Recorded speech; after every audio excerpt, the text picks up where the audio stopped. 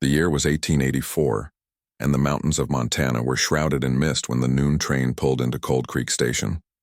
The sky hung low and gray, heavy with unshed rain, the kind that carried a chill deep enough to make even the horses stamp and snort in impatience. The little station, no more than a platform and a single-room telegraph office, seemed swallowed by the endless sweep of the prairie. Steam hissed, metal clanked, and a handful of passengers stepped down onto the slick wooden boards. Among them was Evelyn Carter. Her blue traveling gown was clean but creased, her gloves thin from use, her bonnet tilted slightly from the long journey. She stepped down carefully, holding her carpetbag with both hands, scanning the platform for the man she had crossed half a continent to meet. Her heart thudded with nervous hope. She imagined he might be tall, perhaps with kind eyes and a voice that spoke with steady confidence. But there was no one waiting. Only a freight clerk leaned against a post, smoking lazily as the train began to unload cargo. A few ranch hands loitered by the fence, laughing over some crude joke, their hats pulled low. No one approached her, no one called her name. The platform slowly emptied until she was standing alone, the sound of the departing train echoing like thunder across the open land. She looked down at the letter clutched in her hand, the one that had brought her here. The ink had smudged slightly from the rain, but the words were burned into her mind. My dearest Evelyn, I cannot express how your letters have brightened my lonely days. The thought of you here by my side gives me strength. Come to Montana. The land is rough, but we'll tame it together. Your future husband, Samuel Pritchard. She had memorized those lines during sleepless nights in her tiny Boston boarding room. They had been her salvation, her promise of belonging. Yet now, folded beneath that same letter, was the telegram she had received the morning she boarded the train. A cruel twist of fate. Do not come. The arrangement is canceled. She had wanted to believe it was a mistake, some misunderstanding. She had prayed that Samuel would still be here waiting, ready to explain. But there was only the wind and the smell of rain-soaked earth. The first drop hit her cheek, cold and sharp as reality.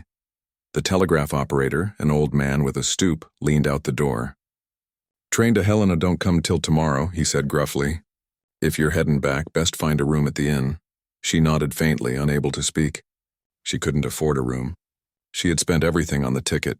The rain began to pour in earnest, drumming on the platform roof, soaking through the thin fabric of her gown.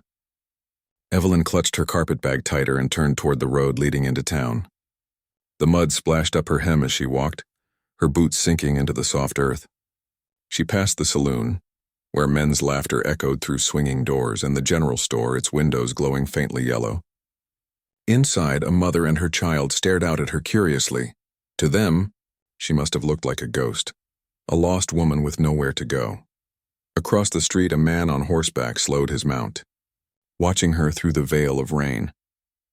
Jacob Callahan had been at the telegraph office earlier that morning, sending instructions for cattle shipments bound for Kansas.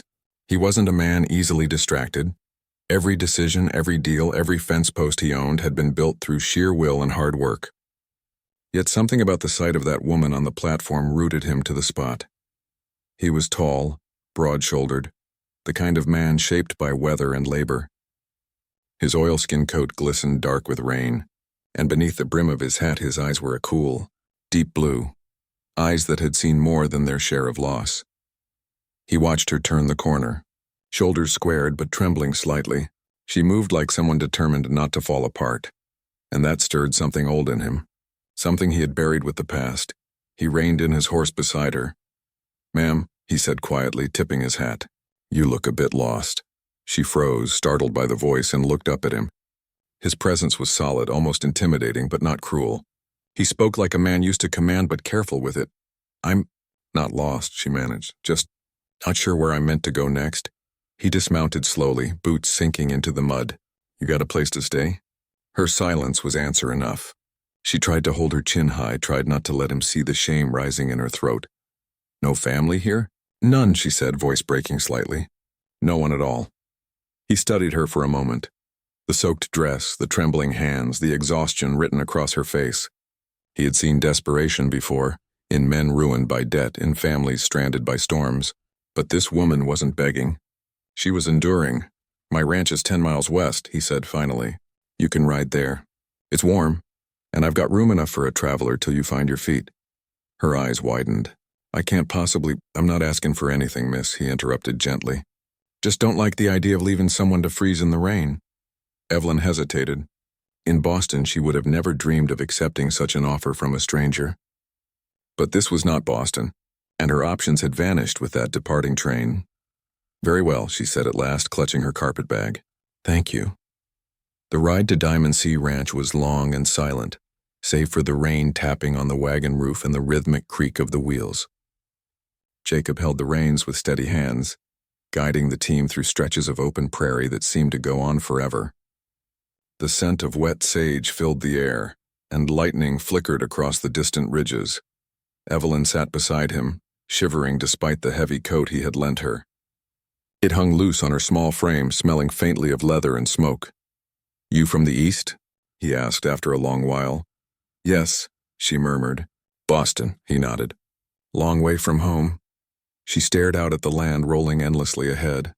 "I thought I'd be married by now." The confession slipped out before she could stop it. She expected him to laugh or question her, but he only nodded again, his face unreadable. They reached the ranch just as twilight deepened, and the rain eased into a mist. The house rose out of the fog like something out of a dream. 2 stories of polished pine and stone, lanterns glowing in every window. Behind it stretched the corrals, the barns, the fenced pastures that disappeared into shadow. Evelyn's breath caught. She had never seen such vastness, such order carved from wilderness. Jacob helped her down and led her toward the porch. The door opened before they reached it, and a stout woman in an apron appeared, wiping her hands on a towel. "Martha," Jacob said, "this is Miss Carter. She'll be staying a few days. Fix her something warm, will you?" The housekeeper raised her brows but nodded without comment. "Come on in, dear. You're half frozen."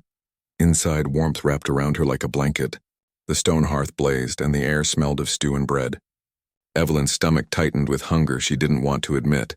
Martha sat her by the fire, fussing over her damp hair. "You poor thing. You look like you've come straight through a storm." Evelyn smiled faintly. "In a way, I suppose I have." When Jacob returned from tending the horses, she stood, uncertain of what was expected. "You can stay here a few days," he said simply. "We'll figure things out after that." She searched his face.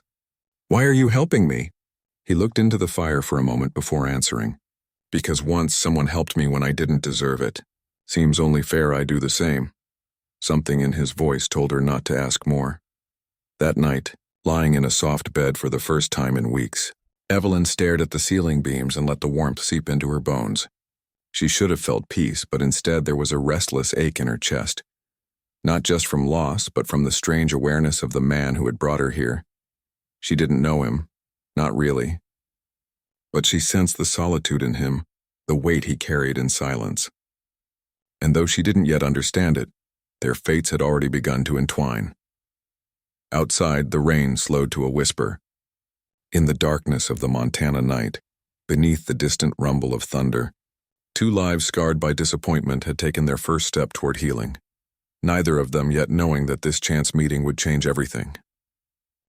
The first light of dawn spilled through the lace curtains, painting soft gold across the wooden floorboards of Evelyn's room. She awoke to the low hum of the ranch, the distant whinny of horses, the rhythmic clank of metal from the blacksmith's forge, the scent of coffee and wood smoke drifting up from the kitchen below. For a brief moment, she didn't remember where she was. Then the events of the previous day returned in a slow rush. The train, the rain, the telegram, and the man who had offered her kindness when the world had given her none. Jacob Callahan. The name itself felt solid, steady. She could still hear the rough gentleness in his voice when he'd said, "You can stay here a few days." But a few days could not become a lifetime. She would not be a charity case. Evelyn sat up, brushing her dark hair back and tying it neatly. The mirror on the dresser reflected a face pale but determined. She had come west seeking a husband, a home, a purpose. One had rejected her. She would build the rest herself. Downstairs, Martha was already bustling about, stirring a pot on the stove. "Morning, Miss Carter," she said with a smile. "Coffee's hot, biscuits are in the oven. Mr. Callahan's been up since before sunup. Always is." Evelyn took the offered cup, its warmth grounding her. He works hard, Martha chuckled. Harder than any 10 men I know. Built this place from nothing after his father passed. Some say he don't sleep, just waits for daylight to get back in the saddle. Evelyn looked toward the window, where the figure of Jacob could be seen in the distance, walking along the corral fence, his stride purposeful. The sight stirred something unfamiliar, admiration perhaps, or a quiet ache she couldn't yet name. After breakfast, she found him in the stables, checking a horse's hoof. I want to earn my keep, she said without preamble. I can sew, cook, clean, read, and write. I won't stay here as a guest doing nothing. He looked up at her, wiping his hands on a rag. I wasn't expecting you to, he said calmly. But this ain't a place for fancy parlor skills. You sure you can handle ranch work? Her chin lifted a little. Try me. Something flickered in his eyes, a mix of amusement and respect. All right then. Martha can use help with ledgers and correspondence. Most folks around here can't spell worth a damn. You'll be useful enough. And so, Evelyn Carter began her new life at Diamond Sea Ranch. At first, the men looked at her with curiosity, whispering among themselves about the Eastern lady their boss had brought home. But she never let their talk rattle her. Each day she worked quietly, writing letters for supply orders, balancing accounts, mending shirts, even helping in the kitchen when the ranch hands came in hungry after long rides. Jacob watched, often from a distance. He noticed how she carried herself, shoulders straight, gaze unwavering, even when she was clearly exhausted. She never complained, never asked for more than what she needed. He admired her resilience, but something deeper unsettled him. Her presence stirred the quiet spaces he had carefully built inside himself. He found himself listening for her laughter from the porch, noticing the way the lamplight fell across her hair at supper. It had been 5 years since he'd allowed himself to care for anyone. His heart had been buried with his wife and little boy in the churchyard across the ridge. The pain of that loss had forged him into iron, but iron, as he was learning, could still feel warmth if the flame burned steady enough. One afternoon, Evelyn stood by the window in the study, sorting papers. The light was fading fast and a storm rolled in over the hills. She glanced outside just in time to see 2 ranch hands gallop toward the yard, their horses lathered with sweat. Mr. Callahan, one of them shouted. Fence down by the north pasture. Half the herds headed toward the ravine. Jacob was already striding toward the door, grabbing his coat. I'm coming, she said impulsively. He turned sharply. No, you're not. This ain't city weather. It's gonna hit hard. I can ride, she insisted, meeting his gaze squarely. If you're short on hands, let me help. For a moment, he almost told her no. Then he saw the fire in her eyes, the same determination he'd once carried as a young man trying to prove himself. Fine, he said, tossing her a slicker. Stay close. Don't fall behind. They rode out into the storm, rain pelting their faces, wind tearing at their coats. The open land had transformed into a gray blur of motion, mud, lightning, and frightened cattle bellowing in the distance. Evelyn gripped the reins tight, her heart pounding. She had never felt anything like this, wild, terrifying, and alive all at once. Jacob shouted orders to the men, his voice cutting through the roar of thunder. Evelyn followed his lead, circling to drive the straying cattle back toward the fenced pasture. Her hands burned from the reins, her skirts plastered with mud, but she didn't falter. At one point, her horse stumbled near the edge of a ravine, the ground slick beneath its hooves. Jacob wheeled around instantly, reaching her just in time to grab the bridle and steady the animal. Easy, he barked, his arm strong around her waist. You trying to get yourself killed? Evelyn met his furious gaze, rain streaming down her face. You said to stay close. He stared at her for a moment, then something in his anger softened. You got guts, I'll give you that, he muttered, pulling her horse back onto firmer ground. By the time the storm passed, the herd was safe, the men exhausted but grateful. Jacob looked at Evelyn, soaked and shivering, her face streaked with dirt, and realized that something had shifted in him irreversibly. She wasn't just surviving here. She was belonging. The next morning, the ranch buzzed with talk of the lady who rode the storm. Even the roughest cowhands spoke of her with newfound respect. Martha, though, was less impressed. You'll catch your death chasing cows like a man, she scolded. Evelyn smiled. I'd rather face a storm than sit idle. Later that day, Jacob found her in the garden, trimming wild rose bushes near the porch. The sky was clear now, the world washed clean. "You didn't have to do what you did," he said quietly, leaning against the fence. "Most women would have run for shelter." "I'm not most women," she replied, not looking up. "I can see that." There was a pause. The breeze carried the scent of roses between them. "You've done more for this ranch in a month than some folks in a year," he said finally. "You've got a way of setting things right somehow." She looked at him then, her eyes soft but steady. "Maybe it's because I know what it feels like to lose everything. When that happens, you learn how to build again, even if all you've got left are pieces." He nodded, unable to speak. In the weeks that followed, life on the Diamond Sea seemed to change in small, almost invisible ways. The men worked harder, laughed more. The house felt warmer, filled with small touches. Curtains mended, books arranged, flowers on the table. Evelyn brought gentleness to the rugged rhythm of ranch life, not by demanding change, but by embodying it. Jacob noticed every detail, though he said little. At supper one evening, as the sun bled red across the sky, she caught him watching her. Their eyes met, and for the first time since his wife's death, he didn't look away. That night, he sat alone on the porch long after everyone had gone to bed. The stars spread across the vast black sky. He thought of her voice, her laughter, the fierce courage in her eyes when the storm had raged. He had built a kingdom of land and cattle, but none of it had ever filled the silence inside him. And now, without warning, a woman he'd found abandoned at a train station had brought life back into it. He didn't yet know how to tell her. He only knew that the Diamond Sea no longer felt like his. It felt like theirs. And inside the warm glow of her room, Evelyn wrote in her small leather-bound journal, "I came here unwanted, with nothing to my name but a broken promise. Yet somehow in this wild country I've begun to find something truer than what I came seeking. I think I've begun to find myself." She closed the book, hearing the distant sound of Jacob's boots on the porch outside, and smiled faintly. Neither of them realized it yet. But what had begun as an act of kindness was slowly, irresistibly becoming love. The long summer settled gently over Cold Creek Valley, softening the edges of the wild country. The fields shimmered beneath the sun, and the cattle grazed peacefully under wide, endless skies. At Diamond Sea Ranch, the days followed a rhythm as sure as a heartbeat. Dawn's whistle of the windmill, the clang of the blacksmith's hammer, and the low rumble of Jacob Callahan's voice giving orders to the men. Evelyn Carter had been living there nearly 3 months now. What had begun as a place of refuge had quietly become a home. She had her own corner of the house, her books stacked neatly by the window, her garden thriving under her care. But more than that, she had found a purpose. The ranch thrived beneath her hands, not because she changed its nature, but because she breathed warmth into it.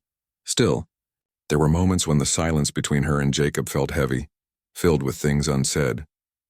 They shared breakfasts, rode the fences together, discussed ledgers and weather pattern, yet beneath the polite words, something pulsed unspoken and electric. One evening, after the men had turned in, Evelyn sat at the piano in the parlor, fingers moving tentatively over ivory keys gone slightly yellow with age. The instrument had been silent for years, its lid gathering dust. When she asked Martha about it earlier, the older woman's expression had softened with a hint of sorrow. "That piano belonged to Mrs. Callahan," she'd said quietly. "She used to fill this whole house with music." Evelyn hesitated before lifting the lid, but something inside urged her to play, and not loud, not proud, but gently, a melody of remembrance and hope. The first notes drifted through the hall, mingling with the scent of pine smoke and evening rain. It was an old tune, one her mother used to hum while sewing, a waltz both tender and mournful. Her hands trembled at first, but soon the music flowed steady, filling the ranch house with a life it hadn't known in years. Jacob stood at the doorway, unseen. The sound rooted him where he stood. He hadn't heard that piano since before the fever took his wife and son. He'd kept it closed as though silence could keep ghosts at bay, but now, hearing Evelyn's hands bring it back to life, he felt both pain and release. When the song ended, she turned and saw him. "I didn't mean to intrude," she said softly, rising. "I didn't know it was hers." His voice was rough when he answered. "You didn't intrude, you just woke up a part of the house I'd forgotten existed." Their eyes held for a long moment, hers apologetic, his filled with something deeper than words. "Play it again," he murmured, and she did. As the weeks passed, the piano became a quiet language between them. Some nights Jacob would sit by the fire while Evelyn played, the music weaving around the crackle of burning logs. Neither spoke much, but something in the silence said everything they didn't dare admit aloud. The men noticed the change in their boss. He smiled more, barked less. He began riding into town on Sundays again, sometimes even staying to share coffee with the preacher after service. Cold Creek's gossip mill churned, of course, the millionaire rancher and the woman he'd rescued. But neither Jacob nor Evelyn paid it any mind. Yet not all whispers were kind. One morning, a carriage rolled into the ranch yard, an elegant affair with silver trim driven by a man in a bowler hat. From it stepped Samuel Pritchard, the very man who had once promised Evelyn a home. He was broader than she remembered, with a trimmed beard and a suit too fine for the dust of Montana. Evelyn froze when she saw him. Her heart twisted, not with love, but with the echo of humiliation. Jacob, coming from the barn, stopped short at the sight of the stranger. "Mr. Callahan," Pritchard asked briskly. "I believe you're harboring someone who belongs to me." Jacob's eyes hardened. "You'll need to explain that." Pritchard turned to Evelyn, lips curling into something like a smile. "My dear Evelyn, you were supposed to wait. I had business to settle before I could send for you. But it seems you found other arrangements." Evelyn's voice was low but steady. "You sent a telegram canceling our engagement. You left me stranded." He waved a hand dismissively. "A misunderstanding." "I was angry that day, said things I didn't mean. I've done well for myself since, and seeing you here I realize I still want what we planned. Come with me. I'll give you the life you dreamed of." Jacob felt his chest tighten. He didn't move, but every muscle in his body tensed like coiled steel. Evelyn looked at the man who had once been her salvation and now stood as a stranger. She thought of the long train ride, the tears, the rain on the platform, and then she thought of the weeks spent here, the warmth of the kitchen, the sound of laughter. Jacob's quiet strength beside her in the storm. Her answer was clear. "No," she said simply. "You had your chance." Pritchard's face darkened. "You're making a mistake. That man may have money, but he's broken inside. You think he'll marry you? You're a guest in his house, nothing more." Jacob stepped forward, his voice low and lethal. "You've said enough. Leave." For a moment the two men stared at each other, one polished and false, the other rough and unyielding as the land itself. Pritchard saw something in Jacob's eyes that made him falter. He turned without another word, climbed into his carriage, and drove off in a cloud of dust. When the sound of hooves faded, silence returned. Evelyn exhaled shakily. "I should have expected that. Men like him don't like to lose what they think they own." Jacob's expression softened. "You're no one's to own." Something trembled between them then, an invisible thread tightening. That night the storm returned, the kind that roared through the mountains like a beast. Wind rattled the shutters and the fire burned low in the hearth. Evelyn couldn't sleep. The encounter with Pritchard had stirred old wounds, and her heart was restless. She wrapped a shawl around her shoulders and went downstairs, drawn by the glow of the dying fire. Jacob was there, sitting in his armchair, whiskey glass untouched beside him. "Couldn't sleep either?" he asked quietly. She shook her head. "Too many thoughts." He nodded toward the flames. "Funny thing about storms. They make a man remember what he tried to forget." She sat across from him, hands clasped in her lap. "Tell me," she said softly. "What did you try to forget, Jacob?" For a long moment he said nothing. Then he drew a slow breath. "My wife's name was Clara," he said at last. "We came here when the valley was still wilderness. She was gentle but strong. Our boy James was 3 when the fever came. Took them both in a week."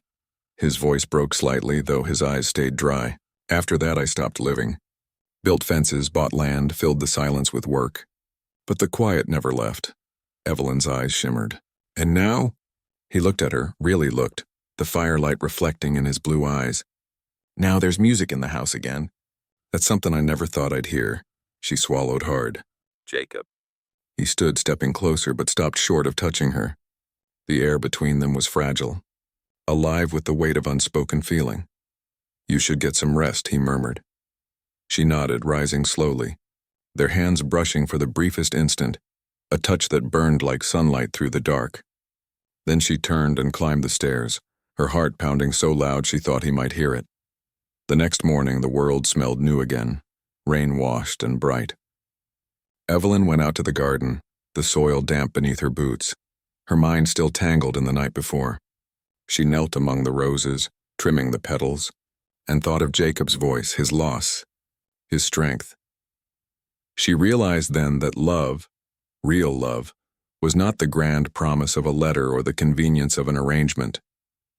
It was something built quietly, day by day, out of pain and kindness and shared silence. When Jacob stepped out onto the porch a moment later, coffee mug in hand, their eyes met across the yard. Neither spoke, but a smile ghosted between them, shy, tentative, and full of unspoken promise. It wasn't yet love declared, but it was love understood, and for both of them that was enough to begin again.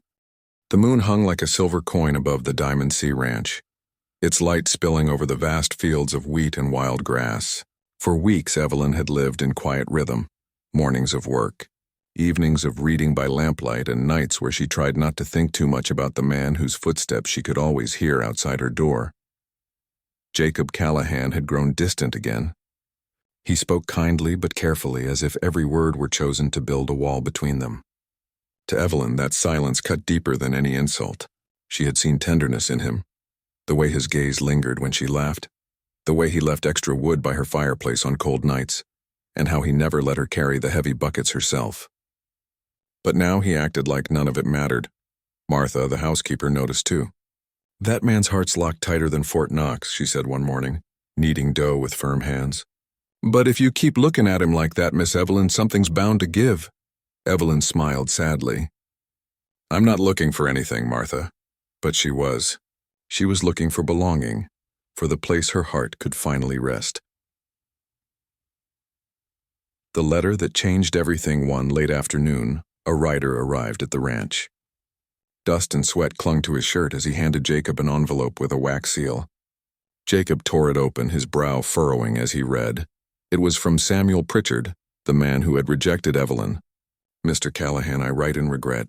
The woman named Evelyn Carter was meant to be my bride. A misunderstanding caused me to withdraw. But upon hearing she resides with you, I wish to make amends and offer marriage as originally intended." Jacob read the words twice, his jaw tightening. When Evelyn entered the room moments later, he was staring into the fire, the letter clutched in his hand. "Is everything all right?" she asked softly. He turned slowly. "This is for you." When she read the letter, her breath caught. For a long time she said nothing.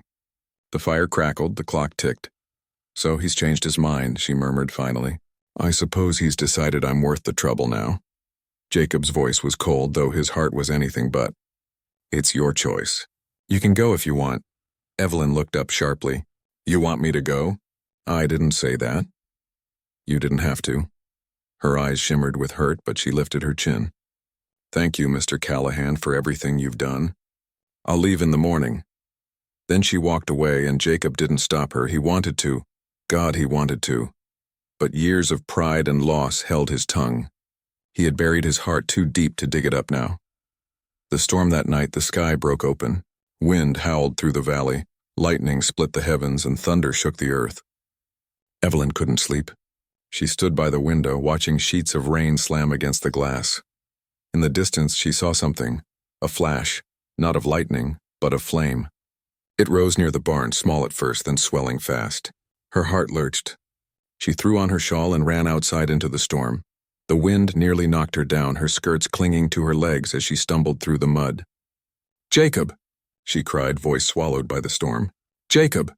But he was already there, wrestling a burning beam away from the horse stalls. Sparks flew around him, his shirt soaked and torn. The fire raged up the side of the barn, devouring hay and timber. Evelyn grabbed a bucket, joining the ranch hands in a frantic chain. Smoke stung her eyes, but she refused to stop. She saw Jacob collapse near the door as the roof gave a groan of surrender. Without thinking, she ran in. The fire and the saving. The heat hit her like a wall. The air was thick with smoke, and through it she saw him. Jacob, half buried under a fallen beam, coughing, his face streaked with ash. "Jacob!" She screamed, rushing to him. She tried to lift the beam, but it wouldn't budge. He blinked up at her, dazed. "Evelyn, get out," he rasped. "Go. Not without you." She gritted her teeth, bracing her shoulder against the wood. Fire crackled above her, the ceiling threatening to fall. With a cry that tore through her throat, she shoved with all her strength. The beam shifted, just enough. She dragged him out, his weight heavy against her small frame. Outside, the ranch hands pulled them to safety as the barn caved in behind them, a roar of orange light and smoke. The horses neighed wildly, but they were safe. Jacob coughed violently, sitting up with blood at his lip. Evelyn knelt beside him, trembling. "You fool," she whispered, tears cutting clean lines through the soot on her cheeks. "You could have died." He reached up, his rough hand cupping her face. "So could you." And then, for the first time, all his restraint shattered. The confession rain poured down as if the heavens themselves were trying to wash the fire away. Jacob pulled her close, his forehead resting against hers. His breath was ragged, his voice hoarse. "I've lost too many people, Evelyn. My wife, my boy, well gone. I swore I'd never love again. And then you showed up, out of nowhere, and now I can't breathe when you're not near me." Evelyn's heart pounded. "Then why do you keep pushing me away?" He swallowed hard. "Because I don't deserve you. Because I thought you were better off without a broken man like me." Her hand trembled as she touched his cheek. "You're not broken, Jacob. You're alive. And so am I.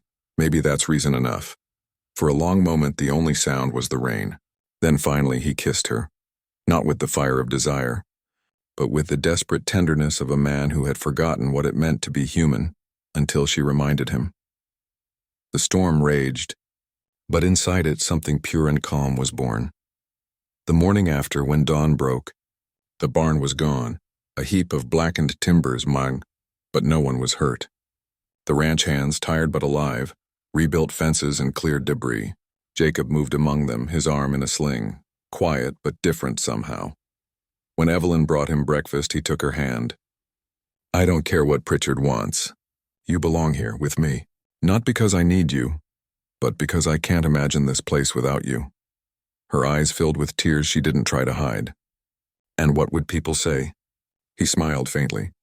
"They'll say what they always do. But this time, they'll be talking about the woman who became queen of the Diamond Sea." The proposal that evening, as the sun sank behind the mountains, painting the world in gold and rose, Jacob led her to the ridge above the ranch. The land stretched wide and endless, his empire, his heart, his home. He knelt, not with the stiffness of ceremony, but with the humility of truth. "I don't have fancy words, Evelyn. But I've got this land, these hands, and what's left of my heart. If you'll take them, they're yours." Her voice broke as she whispered, "You already gave them to me the night you didn't let me freeze at that station." He smiled, standing to pull her into his arms. The wind caught her hair and the world seemed to still. For the first time, Jacob Callahan, the man who built an empire, felt rich in the only way that mattered. The sun rose over the Montana plains, warm light spilling across the Diamond Sea Ranch like liquid gold. The air smelled of earth, hay, and dew, the scent of life returning after the fire that had nearly consumed it all. For the first time in years, laughter echoed from the big house. Inside, Evelyn Carter, soon to be Evelyn Callahan, stood by the window of her small room, watching ranch hands repair the last of the fences. She wore a simple cream dress, her hair braided loosely over one shoulder. Her reflection in the glass looked different now, not the frightened woman who had stepped off the train months ago, trembling and lost. No. This woman had weathered storms, both of sky and soul, and found her footing in the rugged beauty of the West. Down below, she saw Jacob Callahan leading a new foal from the stable. His arm still rested in a sling, though he moved with his usual steady purpose. When he turned, spotting her at the window, his expression softened. He tipped his hat and her heart swelled with quiet joy. Life after the fire rebuilding, the ranch became a shared labor of love. Evelyn insisted on helping, hauling water, painting fences, even joining the men in clearing the charred ruins of the barn. Jacob had tried to stop her at first, but she'd met his protest with a firm smile. "I won't sit idle while others work for me," she said. "If I'm to be part of this place, I'll earn it." From dawn till dusk, she worked beside him. The ranch hands began calling her Miss Carter of the Diamond Sea, half in jest, half in respect. She earned their admiration not through charm, but through grit, blistered palms, sunburnt skin, and an unwavering spirit that made them forget she'd ever been an outsider. At night, after the day's work, she and Jacob would sit on the porch in silence, the sky awash in purple and gold. Sometimes he'd reach for her hand. Sometimes she'd rest her head against his shoulder. Words were rarely needed.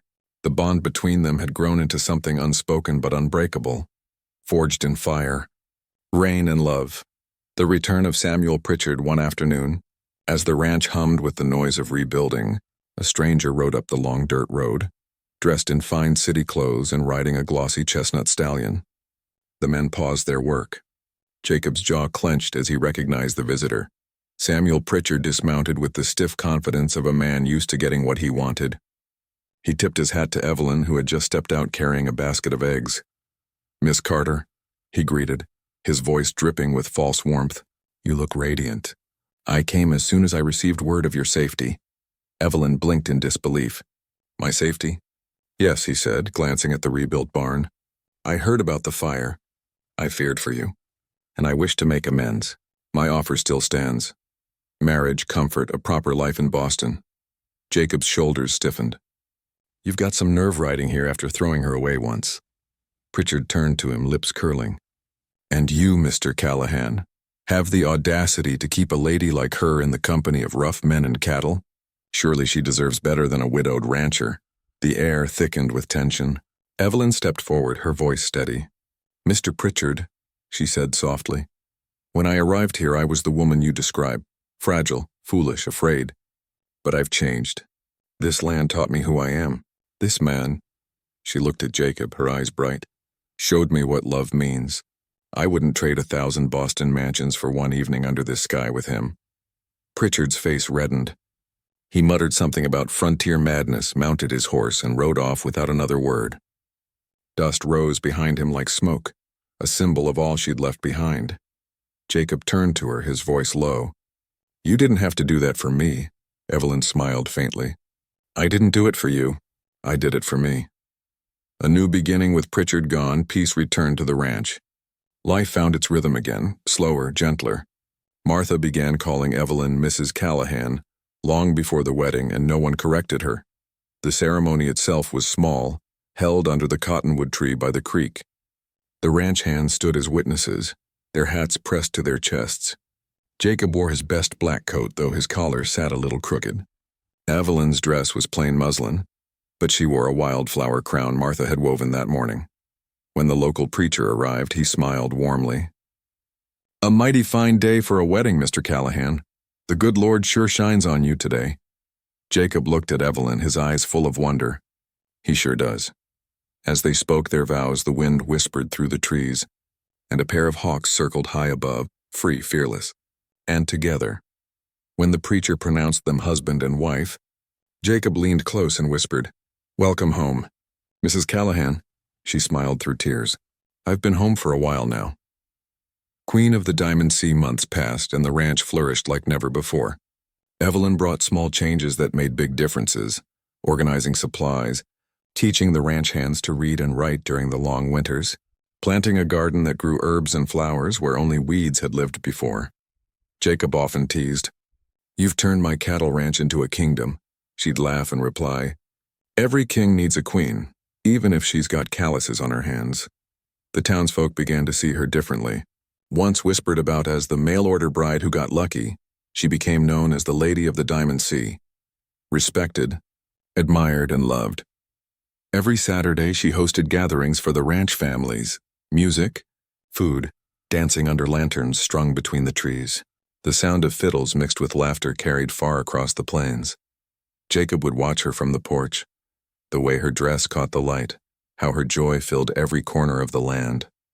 He'd smile quietly to himself, thinking, "I built an empire from dust and sweat, but she gave it a heart." Jacob's past. Evelyn's future, though life was bright, Jacob's past still lingered in shadows. The memory of his first wife, Clara, and their young son, both lost to fever. Some nights Evelyn would find him by their graves, standing silent under the stars. She never interrupted. She only stood beside him, hand in his, until he was ready to walk back. One night he spoke at last. "I thought loving again would mean forgetting them, But I see now love doesn't erase what was and it carries it forward. Evelyn squeezed his hand gently. Then we'll carry it together. From that night on, Jacob smiled more easily. The weight he'd carried for years seemed lighter, replaced by quiet gratitude for the land, for the future, for her. Legacy years later, stories about them spread across the county. The millionaire rancher who found a lost bride at a train station and turned her into the queen of his empire. But for Evelyn and Jacob, it was never about wealth or fame. It was about surviving the storms, finding light in unexpected places, and choosing love even when it was hard. They built schools for the children of ranchers. They offered food and shelter to travelers who had nowhere else to go. Evelyn never forgot the fear of standing alone in the rain that first day, so she made sure no one in Cold Creek ever felt that way again. When people came to the Diamond Sea, they were greeted not just by fences and cattle, but by warmth, laughter, hospitality, and the unmistakable sense that they belonged. Jacob often said, "It's her touch. Everything she touches turns from survival to living." The final scene one quiet summer evening, years after their wedding, Evelyn stood on the same train platform where her story had begun. The station looked different now, bigger, cleaner, filled with travelers and hope. She watched as a young woman stepped off a train, clutching a small carpet bag, her face pale with uncertainty. Evelyn approached gently. "First time in Cold Creek?" The woman nodded. "Yes, ma'am. I was supposed to meet someone, but—" Her voice faltered. Evelyn smiled, recognizing that look, that same heartbreak she'd once worn. "Then come with me, dear. You'll stay at the Diamond Sea until you find your way." The girl's eyes widened. "You'd do that?" For a stranger, Evelyn looked out at the horizon, where the sun burned red over the fields. "Once someone did it for me." She helped the girl into the carriage. As they rode toward the ranch, the wind carried the faint scent of wildflowers and rain. The same scent that had filled the air the night her life had changed forever.